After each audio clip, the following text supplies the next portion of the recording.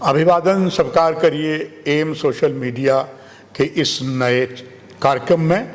ये तो बात जग जाहिर हो चुकी है कि एम्स विजयपुर में न केवल इलाज होता है, बच्चों को MBBS की नर्सेस की यहाँ ट्रेनिंग के लिए अत्याधुनिक सिस्टम है वो चलाया जा रहा है। साथ ही साथ आप सभी को जागरूक करने के लिए अलग अलग घातक बीमारियों के इलाज के लिए क्या करना चाहिए, लक्षण क्या होते हैं, उसको भी एम्स ने सोशल मीडिया में लगातार जारी रखा हुआ। उस कड़ी में आज की कड़ी भी बहुत ही महत्वपूर्ण है, चूँकि जानकारी तो जो देने वाले हैं वो जो नेत्र रोग विशेषज्ञ हैं डॉक्टर नितिन कुमार, आप एसोसिएट प्रोफेसर हैं, मगर आज ये बहुत सी जानकारी आपको देगी। अगर किसी को डायबिटीज़ हो जाती है उसका प्रभाव कहाँ कहाँ होता है और कहा जाता है सबसे ज़्यादा जो है प्रभाव आँखों पे होता। आइए डॉक्टर नितिन जी से बात करें। डॉक्टर साहब बहुत धन्यवाद।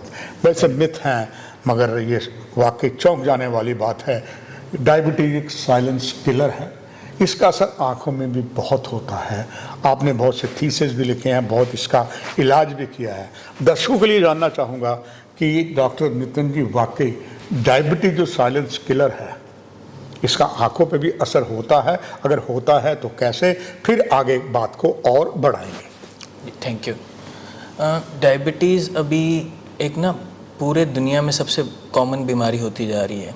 जहाँ तक हमारे देश का सवाल है, हमारी जनसंख्या सबसे ज़्यादा है और हमारे को डायबिटीज़ कैपिटल ऑफ वर्ल्ड भी कहा जाता है। सबसे ज़्यादा डायबिटिक लोग अब भारत में ही हैं। डायबिटीज़ मेनली 3 अंगों पे ज़्यादा इफ़ेक्ट करती है। एक हो गया हमारी किडनीज़, दूसरा हमारी नर्व्स और तीसरा हमारी आँखें। जहाँ तक आँखों का सवाल है, डायबिटीज़ में जो हमारी खून की नसें होती हैं वो ओवर द टाइम बहुत ज़्यादा शुगर होने के कारण कमज़ोर होती जाती हैं, जो रक्त की कोशिकाएं होती हैं, और उसमें से जो हमारे ब्लड प्रोडक्ट्स हैं वो बाहर निकल सकते हैं और पर्दे के ऊपर फैल सकते हैं। जो हमारे लिपिड्स हैं वो भी फैलने शुरू हो जाते हैं। तो प्राइमरीली 2 चीज़ों का इफ़ेक्ट आता है। एक होता है जिसमें हमारा जो पर्दा है शुगर के कारण सूजने लग जाता है, और दूसरा जो नई कोशिकाएं होती हैं खून की, जिसको साइंटिफिक लैंग्वेज में न्यू वैस्कुलराइजेशन बोलते हैं। ये नई कोशिकाएं जो बनती हैं ये ज़्यादा बुरा इफ़ेक्ट कर सकती हैं कि ये कभी भी, ये बहुत फ्रेजाइल होती हैं, कभी भी ब्लीड कर सकती हैं और इनकी वजह से और कॉम्प्लिकेशंस हो सकती हैं। तो ये इसमें एक और चीज़ ये है कि जो पेशेंट जो होता है डायबिटीज़ का, उसको ऐसा शुरू में ही लक्षण आने शुरू नहीं हो जाते हैं। उसको लगता है कि मुझे सब ठीक दिखता है, बट ओवर द टाइम जब तक उसके लक्षण आते हैं तो काफ़ी लेट हो चुका होता है।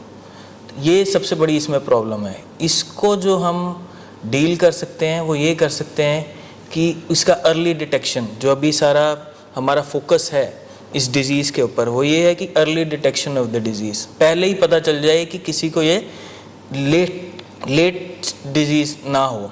इसलिए हम स्क्रीनिंग की तरफ अभी सबसे ज़्यादा ध्यान देते हैं कि जो भी पेशेंट है जिसको डायबिटीज़ है, चाहे वो टाइप 1 डायबिटीज़ है, टाइप 2 डायबिटीज़ है।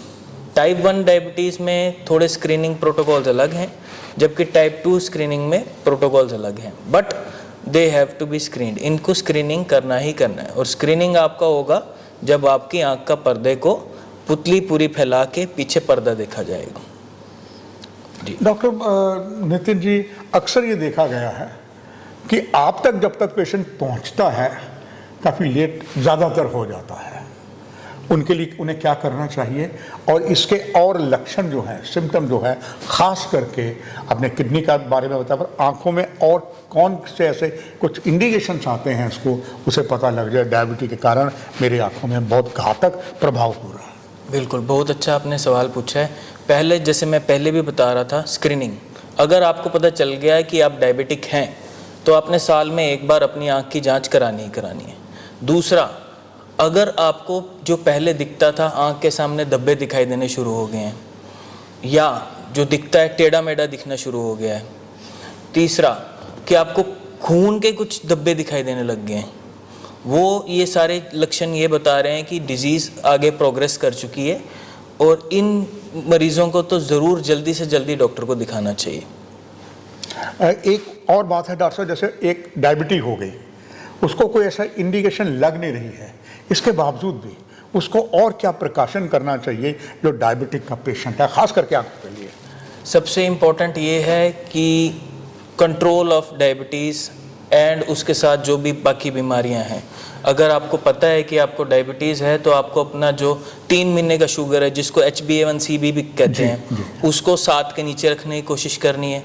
फास्टिंग ब्लड शुगर और पोस्ट प्रेंडियल ब्लड शुगर, खाना खाने के बाद की शुगर, इनको भी कंट्रोल करना है। इसके लिए मल्टी डिसिप्लिनरी अप्रोच जो होती है, आँखों का ध्यान रखना है, साथ में आपने अपने एंडोक्रिनोलॉजिस्ट जो शरीर का ध्यान रखते हैं उनके पास भी रेगुलरली मिलना है। अगर बीपी है तो बीपी को कंट्रोल करना है, अगर लिपिड्स भरे हुए हैं तो लिपिड्स को भी कंट्रोल करना है। तो एक कंट्रोल डिजीज़ का बहुत ज़रूरी है। जो भी आपको सिस्टमिक प्रॉब्लम साथ में चल रही हैं डायबिटीज़ के, उनका कंट्रोल भी बहुत ज़रूरी है।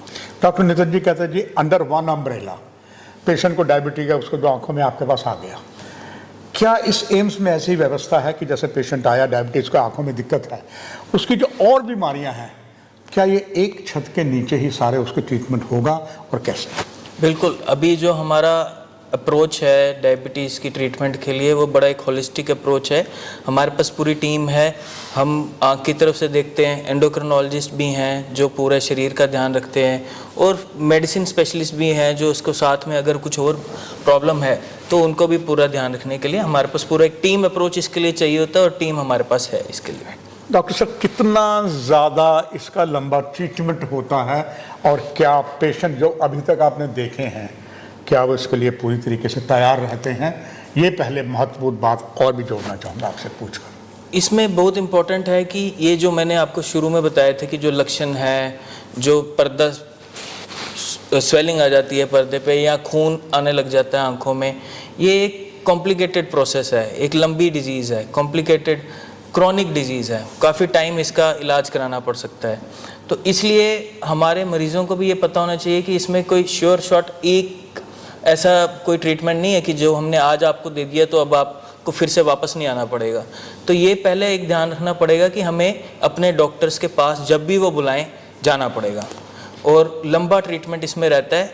बट यही इम्पोर्टेंस इसकी है कि अगर हम ट्रीटमेंट नहीं कराएंगे तो इसमें हमारा रोशनी आँख की जाने का और अंधापन आ जाने का बहुत रिस्क होता है डायबिटीज़ में। तो इसलिए ये डिजीज़ के बारे में हम इतना ज़्यादा डिस्कशन कर रहे हैं।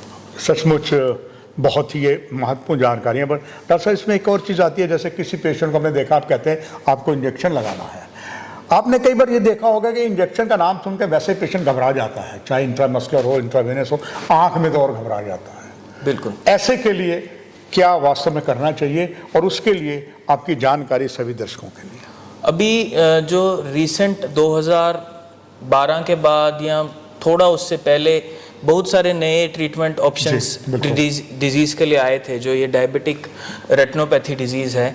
इनमें से एक है कि जो आँख के अंदर इंजेक्शन लगते हैं। हमने अपने शरीर का तो कंट्रोल करना शुरू कर दिया, पर प्राइमरीली जो सारी बीमारी चल रही है वो आँख के अंदर चल रही है। तो इसमें हम ऐसा करते हैं कि जो ड्रग है उसको डायरेक्ट हम आँख के अंदर इंजेक्ट करते हैं कि वो वहीं काम करे अपना, और पेशेंट को जो भी उसके सिम्टम्स हैं, जो उसकी डिजीज़ है, उससे रिलीफ मिले।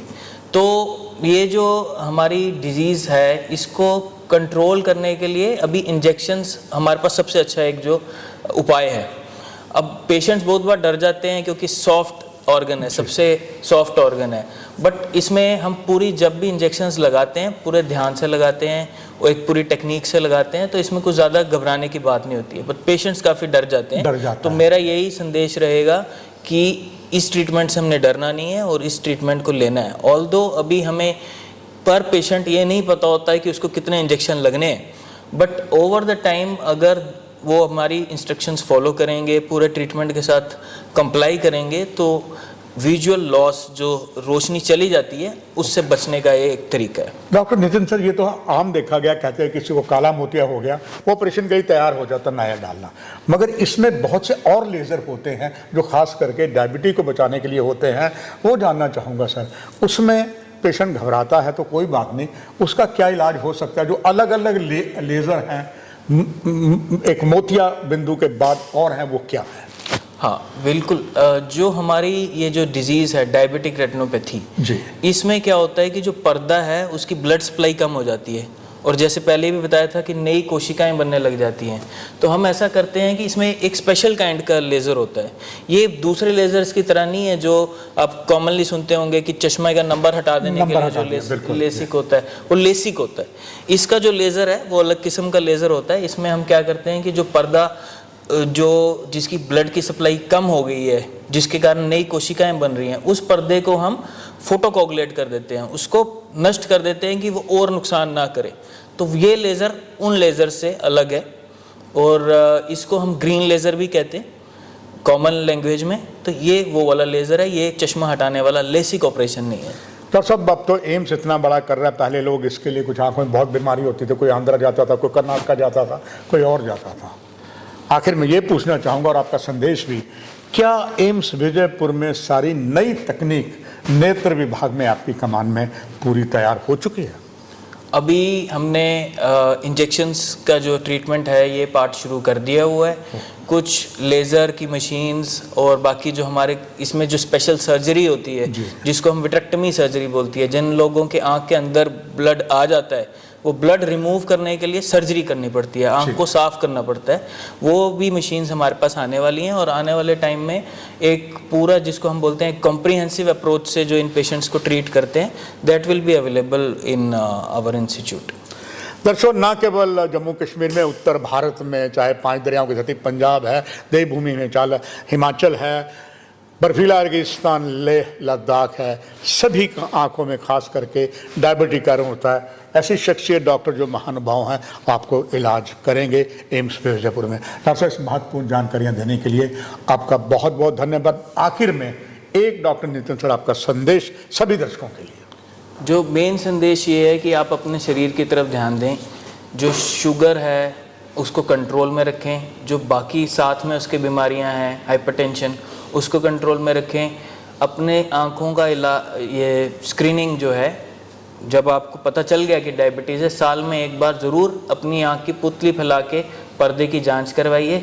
और अगर आपके डॉक्टर आपको कोई भी ट्रीटमेंट ऑप्शन दे रहे हैं, चाहे वो इंजेक्शन हो, लेज़र हो, सर्जरी हो, उससे ना घबराएं, क्योंकि अगर आपने सही टाइम पे ट्रीटमेंट नहीं लिया तो इसकी जो डिजीज़ है ये आगे वर्सनिंग होगी, और विजुअल लॉस, जो कि रोशनी कम होने के चांसेस बढ़ते जाएंगे। इसलिए जो भी ट्रीटमेंट ऑप्शन आपको दिया जाए उसको ज़रूर आप डॉक्टर की अपनी सलाह को मानें। डॉक्टर साहब, आपका बहुत बहुत धन्यवाद। कार्यक्रम की यही समाप्ति। नमस्कार।